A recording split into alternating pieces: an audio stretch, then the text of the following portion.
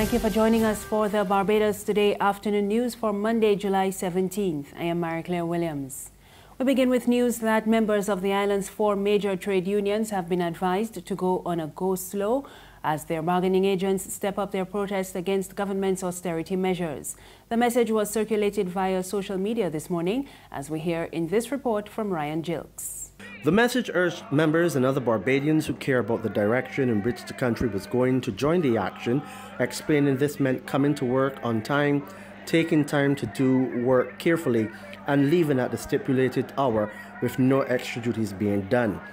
In addition, union members were urged to peacefully stand outside their workplaces during lunch in protest of what the sender described as government's latest uncaring action meted out to the workers of the country. The union noted that they had constantly and reasonably sought to engage the Frandell Stewart administration to secure fair wages, terms and conditions for all its members. They said their pleas for relief and a coping subsidy against the controversial National Social Responsibility Levy was rebuffed, with government refusing to acknowledge a 48-hour deadline to respond to the movement's concerns. They say they will continue to pressure government on behalf of the workers to address what it terms this injustice, but urge the workers to act in solidarity so that success could be achieved. For Barbados Today, I'm Ryan Gilks. In other news, the leader of the newly formed United Progressive Party, Lynette Eastmond, is dismissing suggestions that she formed the political group to get back at any of the traditional political parties. Eastmond was a member of the Barbados Labour Party before she formed the new organization earlier this year, and she defended the new body at a UPP rally at Eden Lodge yesterday. You would have a set of ignorant people walking around trying to say that you start a party to spite somebody. But let me say, this song is not about you. This song is not about you. This is something that a number of people have been thinking about for years. How do you make Barbados better? How do you get Barbadians to understand that a democracy is about the participation of all the people, about hearing what all the people think? There's no way that I can come to Eden Lodge and tell you what is good for you in Eden Lodge without hearing from you. You have to hear from all the people in order to make policy decisions. But unfortunately, a lot of Barbadians have been sold the notion that you vote for a couple of people and then you can't ask them anything. You can't tell them anything. You can't suggest anything for your community. And we want to bring that to an end. Democracy is about participating by all the people.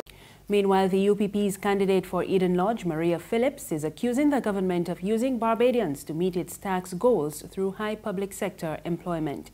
Phillips, an attorney at law, was speaking yesterday at the launch of her candidacy in Eden Lodge. I want to apologize for the politicians that have used you, that have abused you, that have oppressed you, but I have not built you so that you can be a great people and that you can put Barbados on the map. You have a government that is taxing. They're taxing you to pay expenditure, and they're holding that bucket because they still will not meet it. And when, at the end of the year, when they have not met that expenditure, what are they going to tell you again? Are they going to tell you again, we have to have another tax? They will tax you again. What they're doing is saying, we are going to try to keep people employed, but don't be deceived. The employment is so that you can continue to be taxed. Work has begun on the modernization of the Bridgetown port. Yesterday, officials witnessed the demolition of the 56-year-old main gate to allow for the construction of a new modern facility.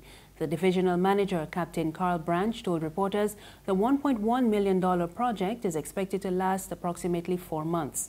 He explained that it became necessary to upgrade the structure after it began showing signs of compromise.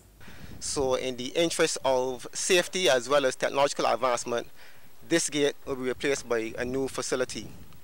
There are several new features that the new gate will show. Some of the more obvious ones, if you look to my right, this gate encompasses 2 roads going in, 1 emergency road coming out. The new gate will have 3 roads. So there's an additional road dedicated for taxis as well as a pedestrian road. Secondly, you can see this building has 1 story. The new gate will be a 2-story building. The ground floor will be an open foyer of type to allow for free interaction between the security agencies and the regulatory agencies with the public and cruise passengers. And upstairs will be the offices of those agencies. These offices will be supported by computerized technology and will carry the best of the information system, monitoring and surveillance, as well as communication. There's regional and international news after this short break. Morning, Miss Oya. Morning. You again. So you're washing cars now? Well, I can't keep up with you at all. Yes, girl. You know they're going to provision to selling slow. And I don't sell nation newspapers at all because them don't sell. So I washing cars now. I like to get up before 8:30 because I can't take the hot sun. You want the car wash? No, not today. It clean. But you're going in very early though? Yeah, I just going early so I can read the Barbados Today online before work starts. Right. But you can still let me clean the window for the $2. At least it's still cheaper than the nation newspaper. All right. I got a special boo here that I got it shining. Thank you. Enjoy your day here. You too. All right. What that paper is? She can see clearly when the dirt is gone. The Barbados Today, news you can trust. Thank you for staying with us. We're back now with news from the region. Trinidad's Labour Minister Jennifer Batiste-Primus says her ministry is not able to intervene in efforts to end protest action by Caribbean Airlines pilots based on the labour laws of the Twin Island Republic. Batiste-Primus says the Industrial Relations Act outlines the conditions under which she can intervene in any dispute, but neither the airline nor the TNT Pilots Association have requested her intervention at this time. CAL pilots are refusing to fly the 5 ATRs because of what they say is the airline's refusal to address serious safety concerns. There have been several cancellations and delayed flights since Friday due to the pilots' refusal to operate the aircraft, which they say have been experiencing constant technical problems.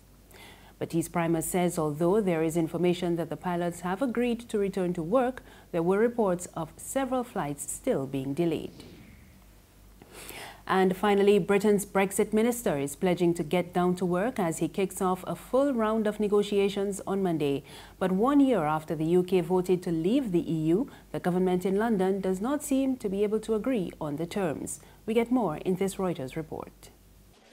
It's round 1 in the UK's Brexit negotiations. Flying the Union Jack for the next 4 days of talks, Brexit Secretary David Davis. Fighting the EU's corner is Michel Barnier.